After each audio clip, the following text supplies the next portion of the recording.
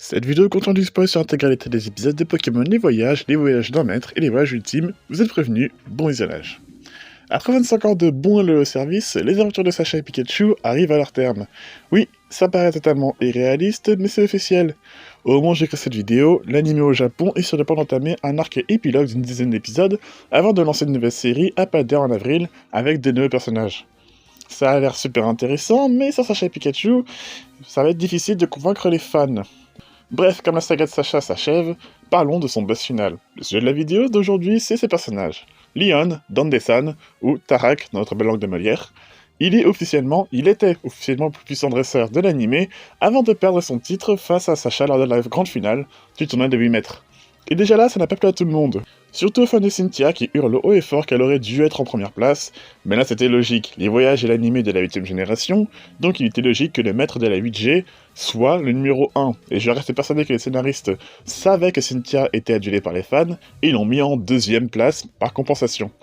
Tarak est le boss final de l'anime avec Sacha, mais est-ce qu'il mérite vraiment ce titre? Je vais vous dire ce que j'en pense et exposer les problèmes que j'ai avec ces personnages. Les voyages en tant que série possèdent des qualités et des défauts, comme toutes les séries Pokémon.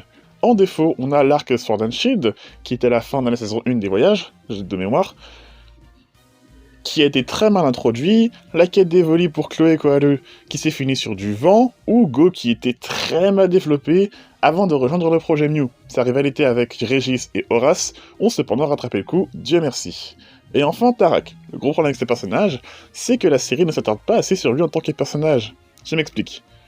De base, on n'a pas beaucoup d'épisodes centrés sur des personnages issus de Galar. Le peu qu'on en a était super intéressant, fun ou très bon.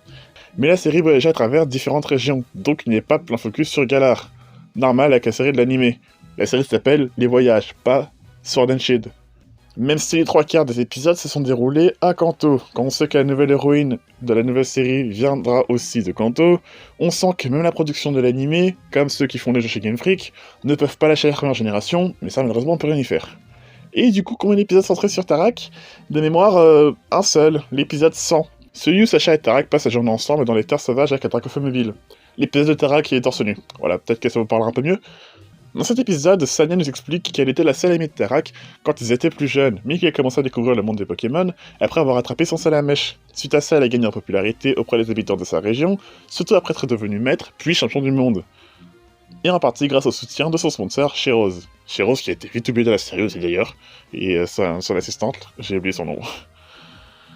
Dans ce même épisode, Tarak révèle qu'il n'a jamais perdu de combat et qu'il avait peur de ne plus pouvoir progresser par la suite. Il était donc en quête d'adversaires aussi puissants que lui, voire plus puissants. C'est pour ça qu'il avait hâte que Sacha atteigne le rang master pour s'affronter en finale. En soi, cet épisode est très bon, mais c'est le seul qui nous permet d'en savoir plus sur Tarak, et c'est encore plus flagrant par la suite. Parce qu'à chaque fois qu'on va nous montrer un flashback de Tarak dans la série, ce sera lui et Sonia enfant. Même flashback à chaque fois, et c'est dommage. Parce qu'il y avait d'autres facettes des personnages qui auraient pu être exploitées dans l'anime principal.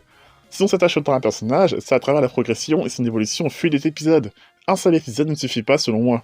L'épisode 1 de la mini-série Pokémon Evolution mettait en avant le sentiment d'impuissance et de vulnérabilité du personnage, après qu'il ait échoué à avoir attrapé Ethanatus Infinimax, un sujet qui aurait pu être abordé dans la série.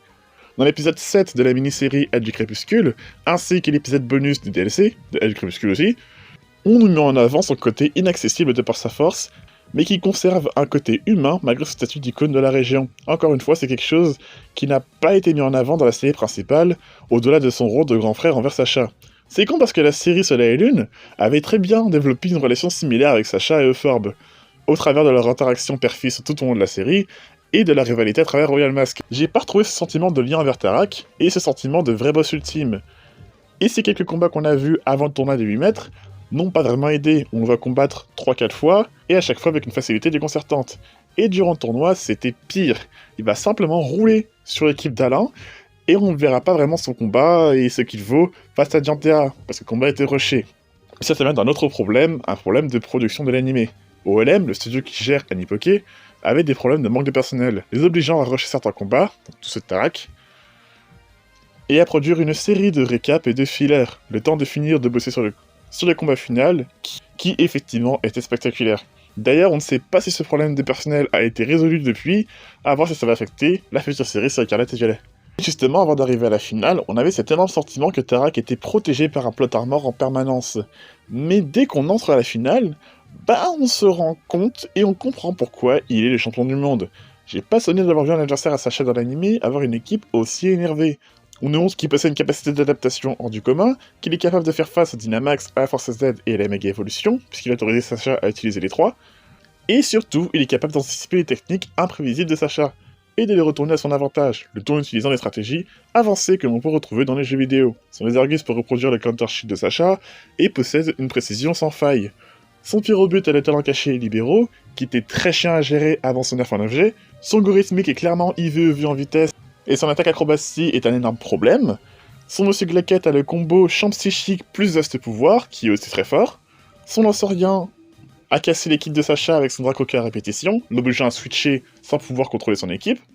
Et enfin, Dracofeu est complètement polyvalent, une équipe complète bien solide que Sacha ne pouvait pas battre en utilisant uniquement la force brute, surtout quand Ectoplasma Gigamax et Megalocario seront les premiers Pokémon de son équipe à tomber KO. Ce qui, en passant, montrait bien que tous les Pokémon de l'équipe des voyages à Sacha étaient aussi forts les uns que les autres, un truc qui avait été déjà mis en avant dans ce Line d'ailleurs. Donc ouais, on comprend à quel point il mérite son titre de champion, mais trop tard. À la fin de la série, on le voit s'entraîner avec son frère et Faiza, mais c'est tout.